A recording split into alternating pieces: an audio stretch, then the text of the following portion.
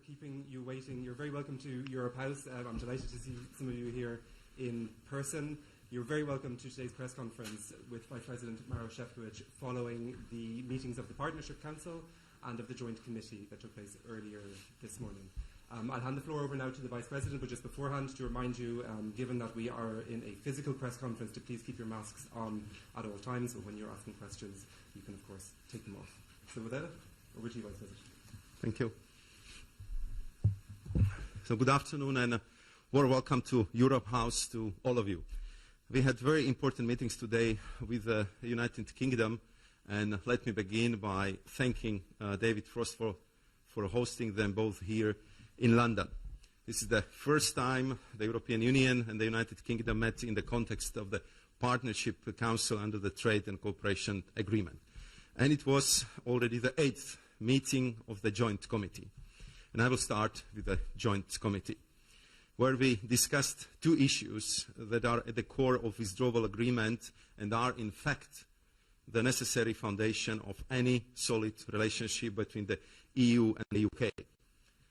The implementation of the protocol on Ireland, Northern Ireland, and the issue of citizens' rights. On the issue of citizens, the deadline of 30th of June for residence application by the EU citizens in the UK and the UK citizens in the EU is fast approaching. Our citizens must have legal certainty as to whether they are covered or not by the withdrawal agreement. We agreed to work together to ensure that this is the case. I also raised the very sensitive issue of the detention of EU citizens at the UK border. I sought reassurances from Lord Frost that all outstanding issues will be solved swiftly. Turning to the protocol on Ireland, Northern Ireland, the EU repeated today its unwavering commitment to the Good Friday Belfast Agreement. For this, the protocol needs to be implemented. The UK agreed to the protocol as being the best solution after 4 years of intensive negotiations to address the unique situation on the island of Ireland and the challenges created by Brexit and the UK's choice to leave the EU single market and customs union. The EU and the UK agreed that the protocol was the only way to protect the Good Friday Belfast Agreement in all its parts. Over the past years, the EU has engaged creatively and tirelessly to find solutions that would provide businesses and people in Northern Ireland with stability, minimize the inevitable disruption caused by Brexit, and protect the EU's single market and Ireland's place in it, the latter being unconditional. Lately, in December last year, we agreed to a range of solutions with the UK, including grace periods for certain products or flexibilities regarding documentation because the UK was not technically ready to implement the protocol for its entry into force. Since then, we continued working on permanent solutions where feasible.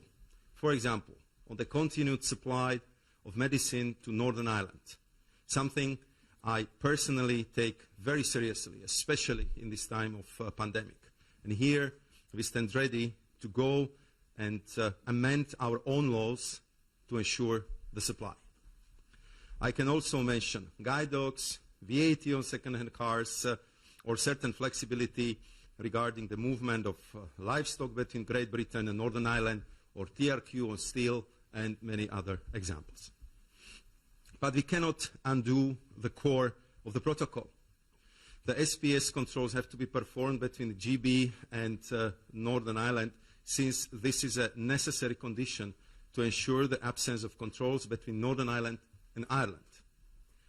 This element has been discussed at length with the UK before agreeing on the protocol. And in this context, the EU agreed exceptionally to support of goods entering its single market to a third country, the United Kingdom. The UK has to abide by its legal obligations and perform these controls. Unfortunately, there are still numerous and fundamental gaps in the UK's implementation of our agreement. These gaps need to be filled by mutually agreed compliance path with concrete deadlines and milestones for the UK to fulfill its existing obligations. There is no other way around this.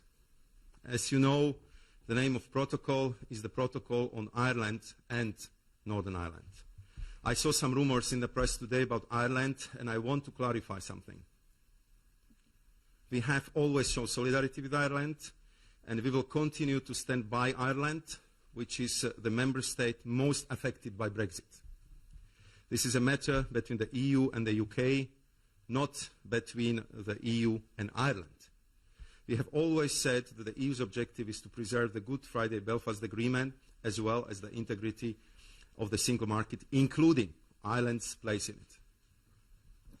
Today, I can say we are at the crossroads in our relationship with the UK. Trust, which should be at the heart of every partnership, needs to be restored. That is the EU approach and the EU preference. If the UK were to take further unilateral action over the coming weeks, the EU will not be shy in reacting swiftly, firmly and resolutely to ensure that the UK abides by its international law obligations. Pacta sunt servanda. I will continue to speak regularly to businesses, civil society and politicians in Northern Ireland to hear from them about their experience. I believe we all have a duty in Brussels, London and Belfast to focus on politics that unites rather than divides. And I'm calling on the UK government to work together on this. And I'm positive we can find solutions. Where there is a will, there is always a way. On Partnership Council.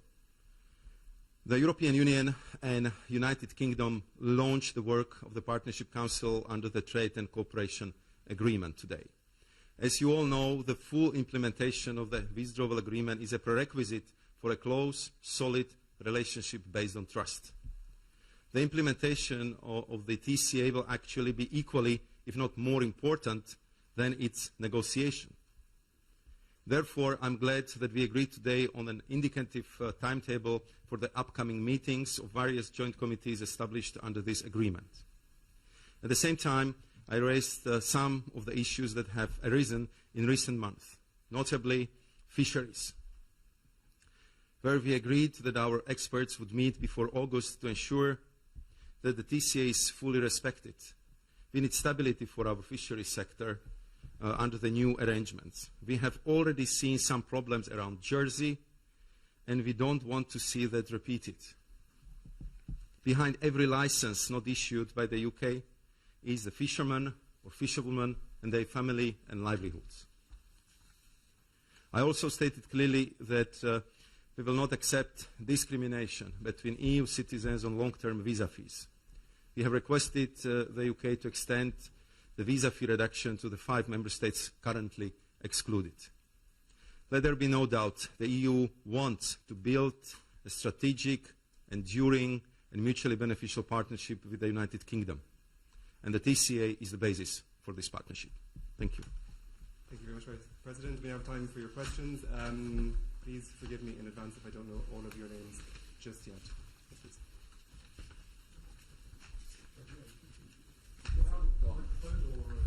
Yeah, there's a microphone coming.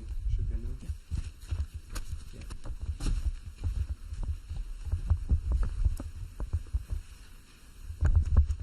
Yeah. Can you hear me now? Yeah. Jason Groves from the Daily Mail. Vice President, you talk about a retaliatory action if there's more unilateral steps. Can you spell out what that might look like? And given that you did very little when the UK took unilateral action earlier in the year, aren't people entitled to think that this may just be more empty threats?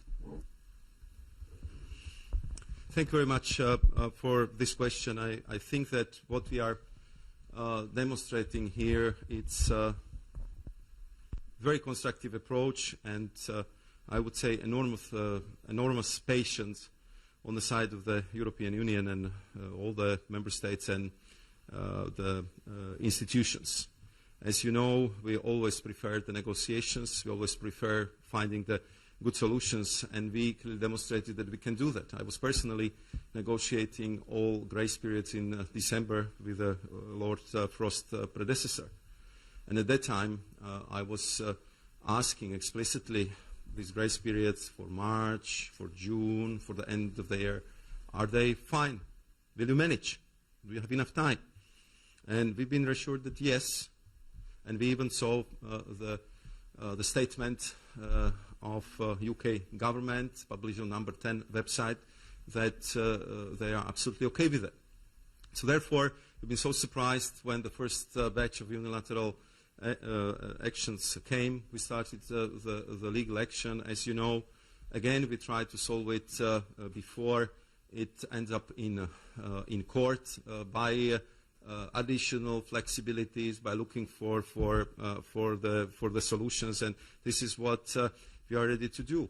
But of course, as you would understand, the fact that I mentioned that we are at the crossroads, it means that our patience really is wearing very, very thin, and therefore we have to assess all options we have at our disposal. I was talking about the legal action, I was talking about the arbitration, and of course I'm talking about the cross-retaliation. We do not want this to happen. Therefore I came here. Therefore we had very intense debate this morning and also yesterday evening with the Lord Frost, because I believe that there are possible solutions. One of them, which would I think take care of 80% of our troubles, and I'm talking now about SPS checks, is on the table. It's offered by us. This is so-called Swiss-type SPS agreement, which would solve the problem just like that. I think we can really do that in a couple of weeks, and 80% of the checks and controls will simply not be necessary anymore. But I'm kind of struck that here the ideology prevails over what is good and important for the people of Northern Ireland. And I'm not just saying it because it suits me. I'm actually talking to the business stakeholders in Northern Ireland. I'm talking to the leaders of the political parties. We had a joint outreach with Lord Frost just this Monday, and none of them to whom we'll talk said that they have something against this type of SPS alignment agreement. So I really don't understand. It's very difficult for us to grasp why we are not doing it, if that can solve all our problems. What we would hear from our British partners that they would like to go for risk-based, equivalence type of the agreement. And again, I can tell you we did it in the past, so we know exactly what it means. We have such agreement, for example, with New Zealand. And then later on, Dan will point you to the website where we will publish the very clear comparison, what it means from the point of view of checks. If we are talking about the so-called equivalence, it doesn't mean there will be no checks. There is a lot of checks. A lot of checks. And therefore, I don't understand why we spend so much time on something which we tried before. We know how it works, and we know that it will not solve the problem of Northern Ireland. We are offering something which is tangible, credible, easy to do, and which could be accomplished very quickly. So that's a little bit where we spent most of the time this morning discussing this issue. Of course, we will continue to talk. And I hope in the end, for the sake of people of Northern Ireland, that we will find a good solution to this problem. Go back to Tom, and then I can take some more questions from this side of the room, please.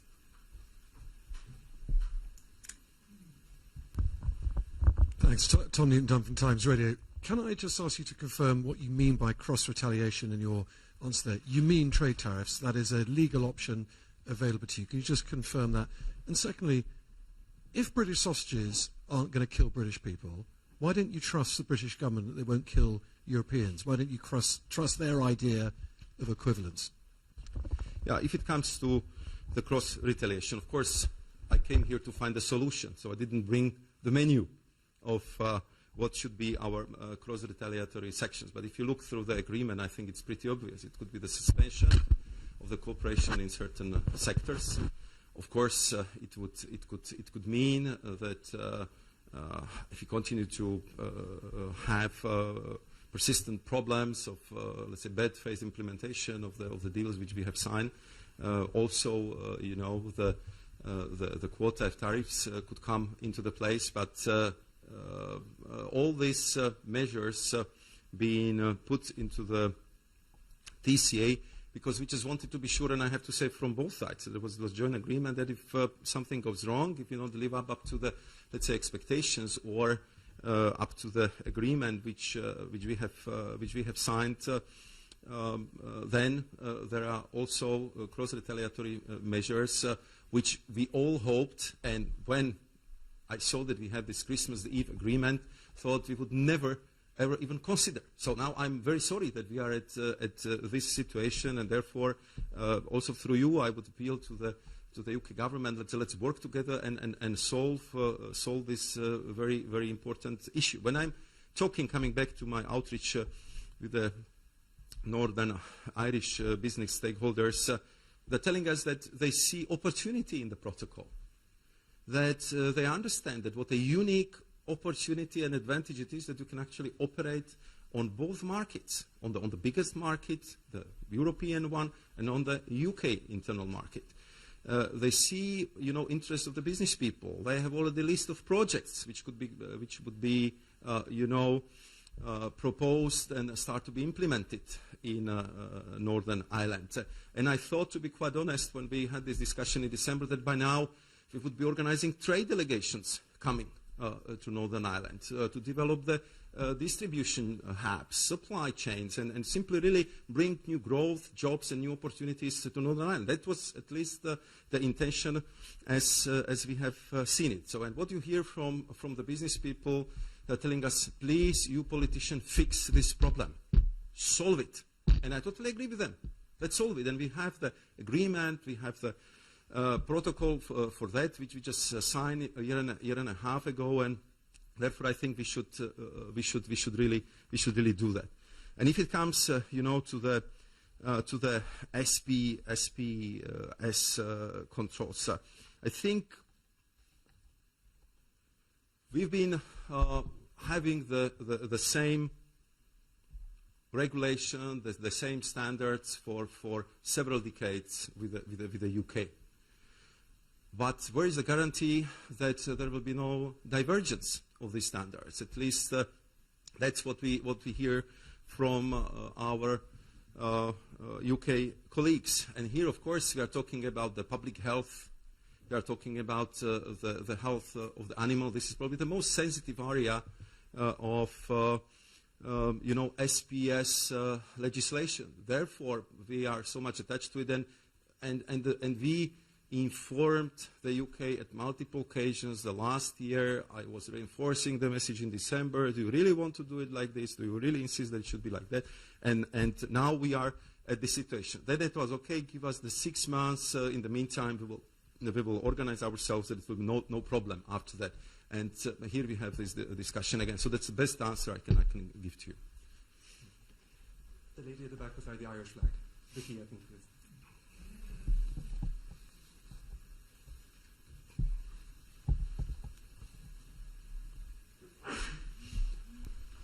Vicky Young, BBC News. You've said your patience is wearing very, very thin. You've already launched legal action. How soon would you consider starting the next step? I think I was coming here with a hope for a breakthrough, that we would kind of see the progress in resolving all these outstanding issues. I think it was good to have this very honest, frank discussions with Lord Frost, and the Partnership Council and the Joint Committee are done in the video presence of all EU institutions and all EU member states. So I think that was very good to kind of clear the air and put our positions very clearly on the table. And I also was very honest with David, and I told him that his response, be it to our letter of the formal notice, which is the first stage of the legal action, or the answer to my political letter, which is first step to the arbitration, simply be not satisfactory. We haven't seen any kind of response to our our legal concerns, to our legal worries. We got a response in the form of it's a political statement, and of course now we have to consider our future steps. So the next step would be, as you know, it's from the EU legislation, the so-called reasoned opinion, before the first case would end up in the European Court of Justice, which could happen already in early autumn. And of course, on the second case, use of arbitration, there of course we have to reflect how to proceed. But once again, what I'm saying is, I mean, it's not too late. Let's correct the path. Let's focus on what unites us, and I'm sure that there are many more things which we have in common: the close allies, close neighbors, democracies, than what divides us, and that would be definitely our preference. Yes, please.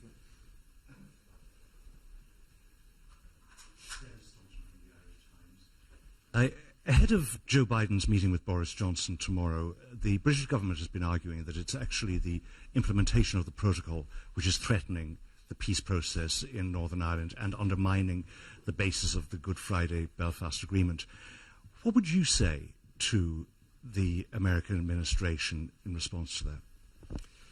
I think that American administration, and I have to say that U.S. Congress as well, are following this issue very, very closely. I wouldn't hide that there was big interest in this issue also in U.S. Congress, and I was approached by several congressmen and senators about providing them more details, what the situation is, how is it evolving, and I fully understand that because we know how instrumental the United States been when the Good Friday Belfast Agreement was negotiated. I'm a diplomat by profession, so I was at that time glued to the TV screen just to see how the negotiations are going and how all been happy that we arrived at the Good Friday Belfast Agreement conclusion.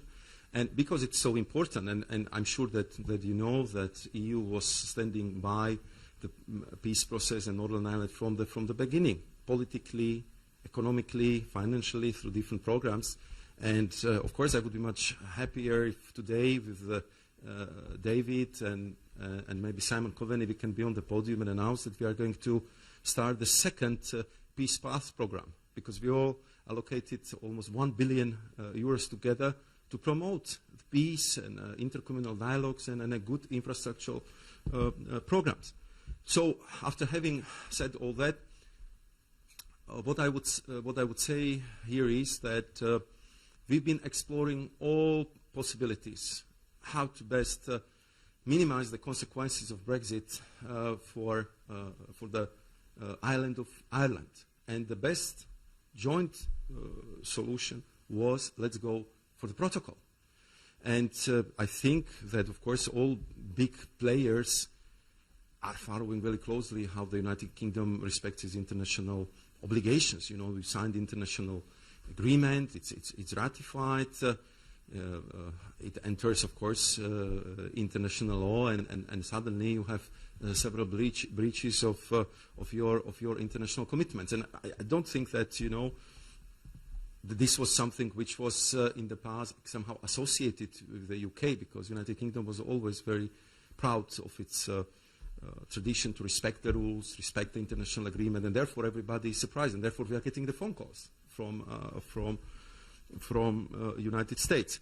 So what I was telling to our American counterparts is, for us, the peace is of paramount, absolute priority, and we are ready to do whatever it takes to make sure that we would be positive, active player in that regard.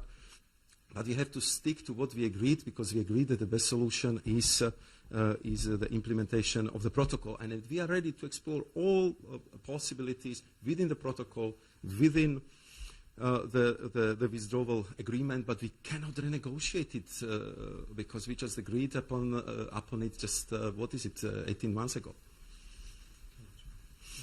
Pippa, please.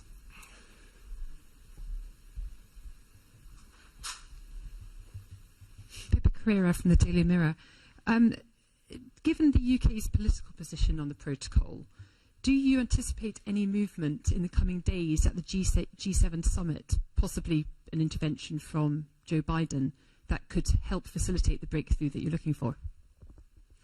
Of course, I cannot speak on behalf of U.S. President. What I can say is that that U.S. administration and U.S. Congress are following this matter very closely. They are very interested in that, and I know that from my personal contacts with several representatives. I'm sure that the G7, also the European leaders would raise this issue, because I think that what we should be focusing on right now, it should be the economic recovery, how to restart the economy in this hopefully post-COVID period, and how to focus on what is, I think, in our interest to form and forge this new strategic partnership between EU and the UK. And instead of that, I mean, we have these very difficult meetings as we had yesterday and today, and therefore I hope that after listening to these discussions, and I hope that there will be exchange on this among the top global leaders on this issue, that we can come back together with David and work on solutions which would be permanent, which would be feasible, which would be in line with the agreements which have been signed, and which would work for the people of Northern Ireland. That's our wish. Lisa, next please.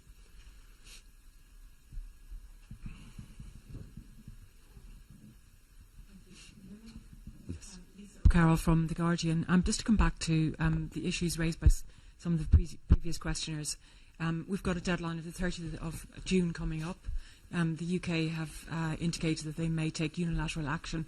It's just a number of weeks. Can you talk us through what will happen if they do take unilateral action on the 30th of June? Can you introduce cross-retaliation, tariffs on quotas, reduce the quotas, etc.? Can you talk us through that? Of course, this type of decisions are not taken lightly, and that would definitely be not the case at this occasion as well. And therefore, we discussed it in great length this morning, and I was clearly advising against further unilateral action, and I was explaining what our steps would be, because I think in this case we need the clarity, transparency, and also very good understanding on the UK side where we are coming from and what is the reasoning behind our argumentation. So we do not have the timetable or a set of measures, because we still believe that we can find the solution. But just to give you one, I think, quite important argument when we are talking about the push for additional flexibilities from the UK side, why is it so difficult for us? It's so difficult for us because we do not have the eyes on or ears if it comes to the BCPs or this border checkpoints in Northern Ireland. We agreed and signed the withdrawal agreement and protocol in February of the last year. I had my first meeting with Chancellor Gove, I believe it was March or April, when I was asking them, guys, are you ready for the 1st of January? Because it would be massive change. It's the first time in the history of the EU where we actually are asking third country, you guys, to implement the checks, the controls, and to make sure that the EU law is applied. Will you be ready by then? I said, it will be difficult. We'll do our best. We've got a so-called open book approach, where the UK side was informing us about how the construction works is progressing, how the people will be hired, how they will be trained, how the IT systems will be built.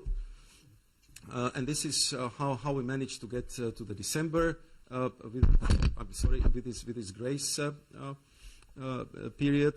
And again, with this grace period, they've been coming also additional obligations, like, okay, if you are sending the sausages or meat products to the Northern Ireland, it's a very easy solution. You just put the sticker on it for Northern Ireland only.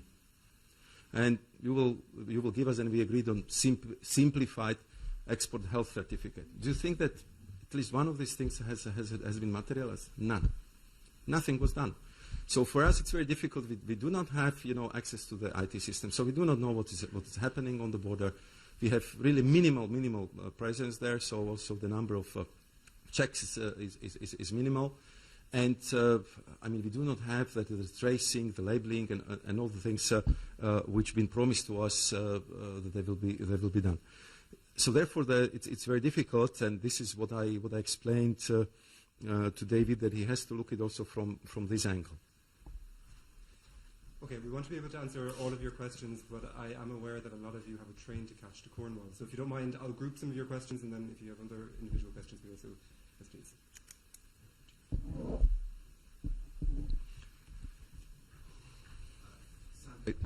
Sam Coates, Sky News. Two things. Lord Frost says that he wants to change the implementation of the protocol rather than junk it or rewrite it. Do you believe him? Does the EU believe him? And secondly, do you understand why some people really struggle with the idea that the EU single market is genuinely at risk because there aren't intensive checks on minced meat going from Britain to Northern Ireland supermarkets? Don't the risks to stability in Northern Ireland, which you say you find are paramount, outweigh the risks to the single market here? Adam, Hi, Adam Payne from Politics Home. Vice President Sefcovic, in your mind, is there a deadline by which the UK and the EU must make substantive progress on all the major outstanding issues in these talks, like SBS? And if the UK does take more unilateral action, could these joint committee talks be at peril? Could they collapse? Can you repeat the last part of your question? If the UK does take more unilateral action, could the joint committee talks collapse?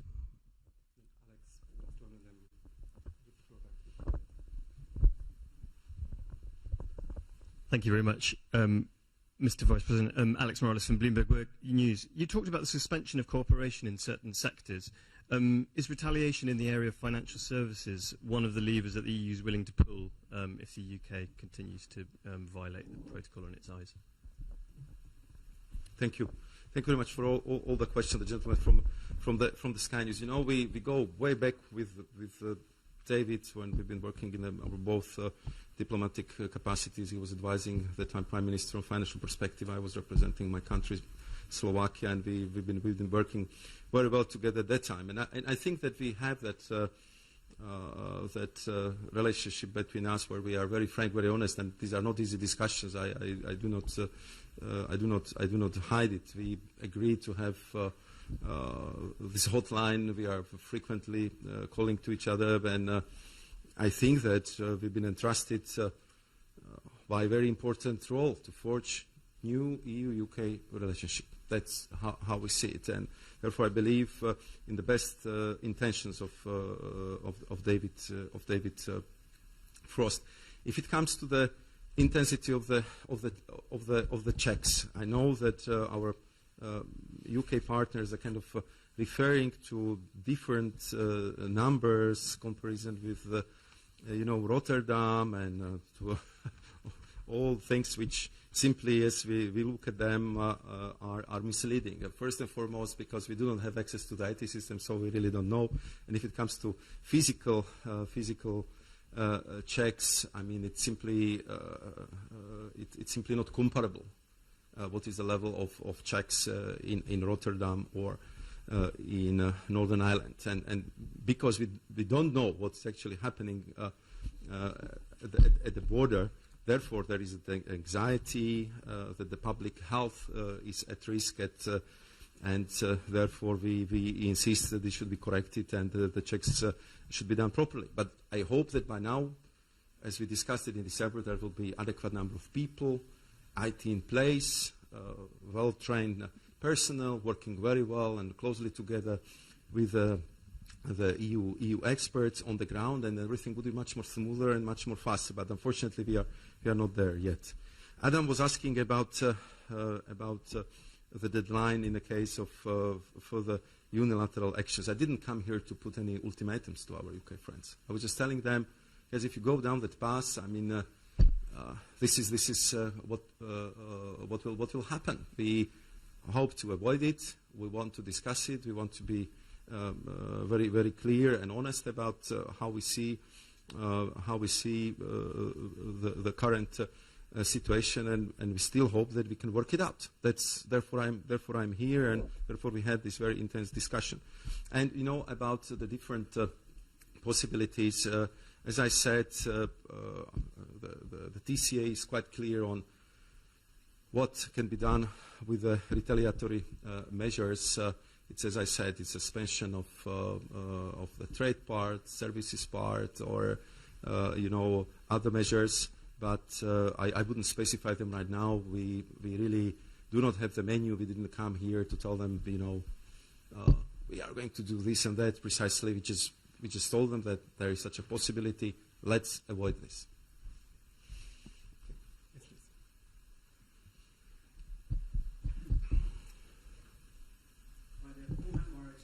please. You're talking the language of trade. When it comes to Northern Ireland, there is much more at stake than just trade. Are you really willing to put peace in Northern Ireland at risk over the checks on meat?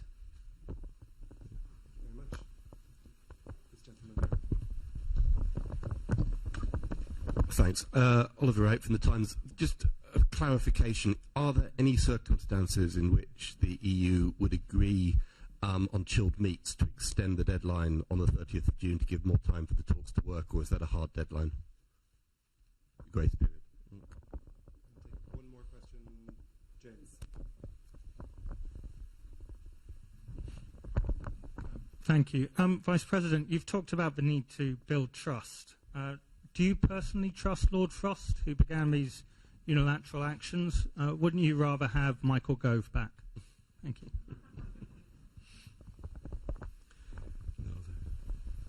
Thank you very much for very interesting questions. I put it this way.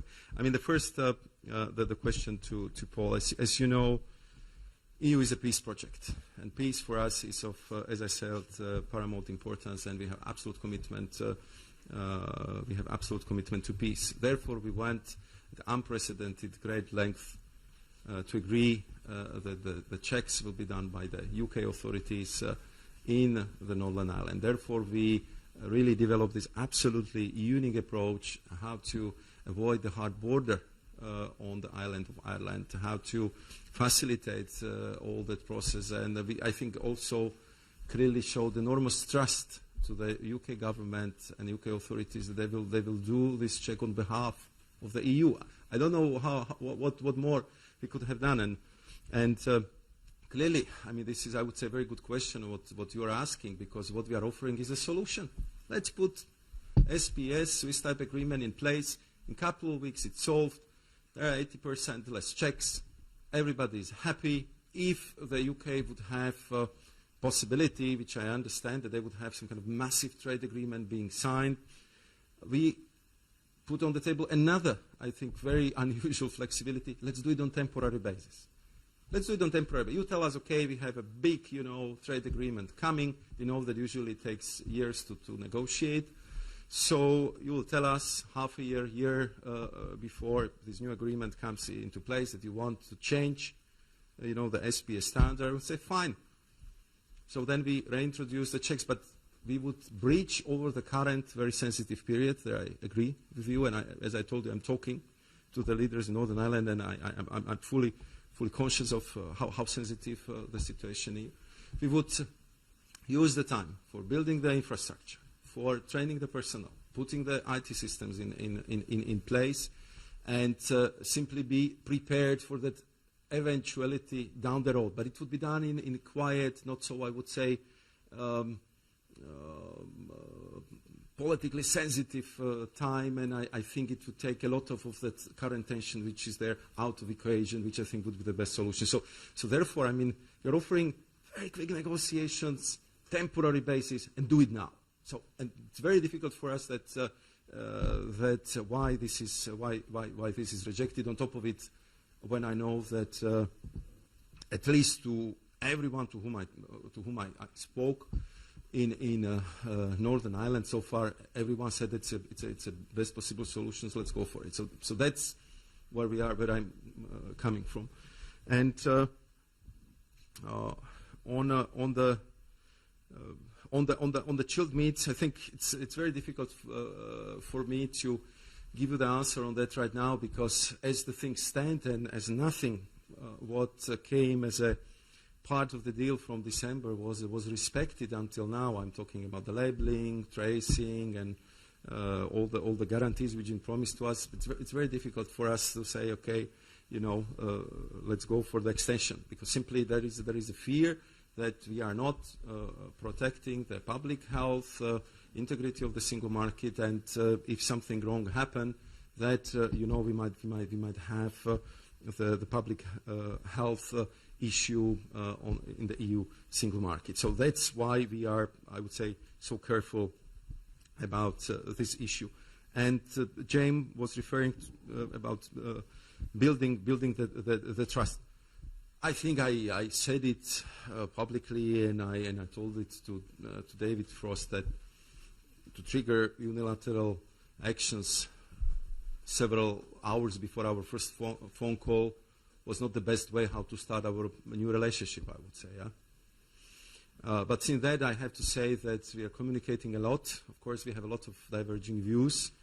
I think we are both very courteous to each other. We, I think, understand that each one of us has a very difficult job to do, and that we are trying to do the best. And of course, I'm very much solution-driven. I want to have the good results in the end, and I'm ready to do the maximum. And as I said, I'm ready to have very good and fruitful relationship with David. Okay, shall I do one last big round? George first, and then Sean, and then David. Yeah, George Parker from the Financial Times. There have been some suggestions that the decisions that you take or don't take in the next few weeks could contribute to violence on the ground in Northern Ireland. I just wonder whether you drew a link between the discussions you're having and the situation on the ground, and indeed whether you think the British side may be even using the threat of violence as some sort of negotiating tool. Sean next, please.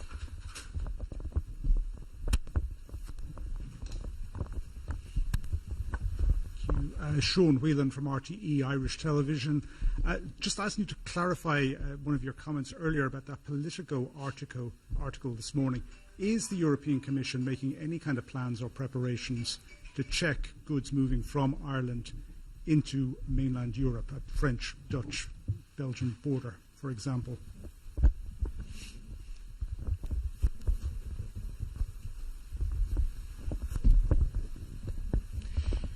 Romilly Weeks, ITV News.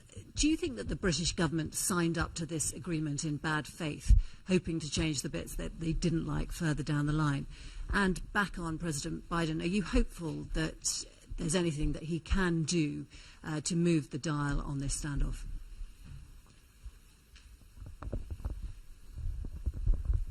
Thank you. Thank you. Thank you very much, George. In reference to the violence, what I was trying to achieve over the last weeks and months, and also last 2 days in London, was to do our utmost to uphold the peace in Northern Ireland, to come up with a solution which contribute to calming down the situation. As I said, all that effort which you put on the table to guarantee the supply of medicine to Northern Ireland, despite the fact that for us it would be very heavy lifting. We will need to change the legislation for that. But we understand it's very sensitive, it's important. We are in, let's hope, post-COVID times, but we need to be ready for the autumn, for the winter. So we are really doing an enormous step here. Then I was referring to several other steps, be it on a VIT, be it on steel, be it on assistant dogs, be it on the different kind of other areas which we covered. And as I said, we will just simply, for the sake of transparency, put it on the website, so it's for all you to judge that what we already put on the table, despite the fact that we still do not have the, I would say, the basic prerequisite of the agreement in place, like IT systems and facilities and people on the ground.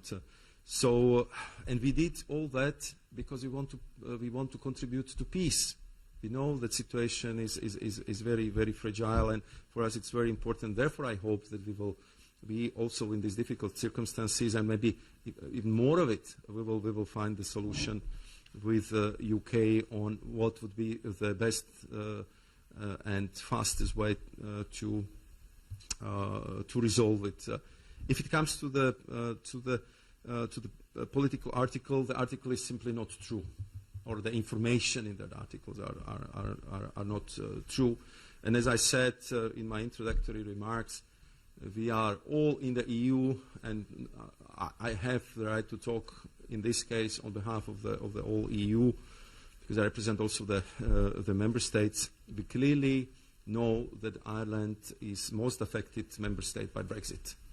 And until now, we showed the utmost solidarity to Ireland, and Ireland showed utmost solidarity to the rest of the European Union and to Northern Ireland. And we, of course, are going we are also going to continue like that.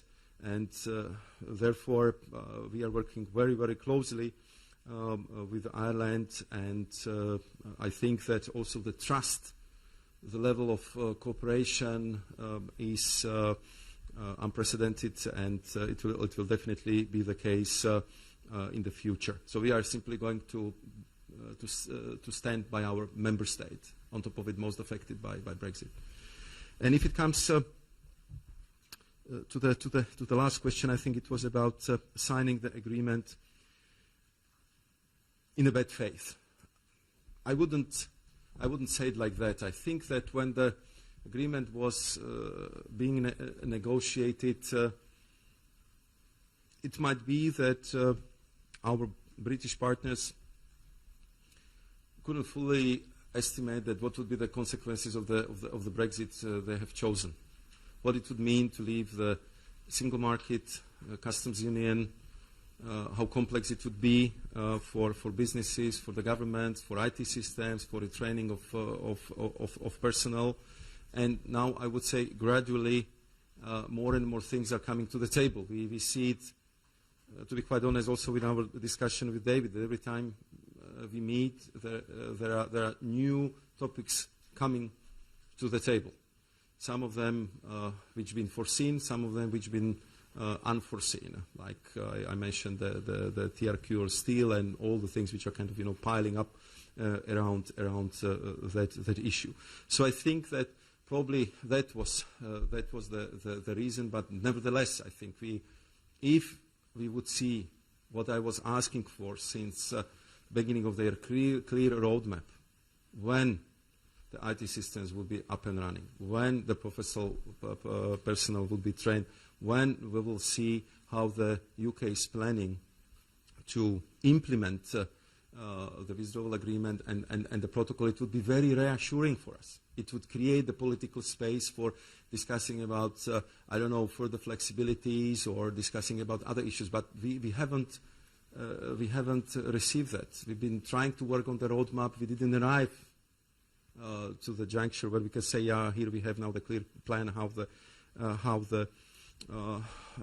withdrawal agreement or protocol would be implemented. And therefore, I think we just need to focus on it and work on it. So hopefully we will see the clear ideas how the United Kingdom is going to implement the agreements which have been signed a year and a half ago. Okay, thank you very much. We'll take one final round, and then we'll call it a day. Christina, please, and then if anybody else wants a quick question. Hi, thank you. Mr. Vice President, you said the information in the Politico article is simply not true. The article is based on private and informal conversations. Are you saying you're not aware of any of these conversations taking place? Could you clarify which bits of the article you think are not true? And on the same issue, would you completely rule out this idea ever coming to pass? Thank you. Does anybody else have any other questions? Otherwise, yes, you've already had a question. Don't be greedy. Okay, Vice President. Okay. The question of Christina, I think I can only repeat what I have said. I mean, what we are clearly focusing on here is how to make the protocol work, how to protect the integrity of the single market, and of course how to make sure that Ireland, as it is, was and will be the the part of the single market. So we are not considering any of these eventualities because we are focusing on how to make sure that the integrity of the single market is clearly upheld and the agreements which we sign are fully implemented. Thank you very much, Vice President. Thank you very much for all the questions. Thank you. Thanks very much.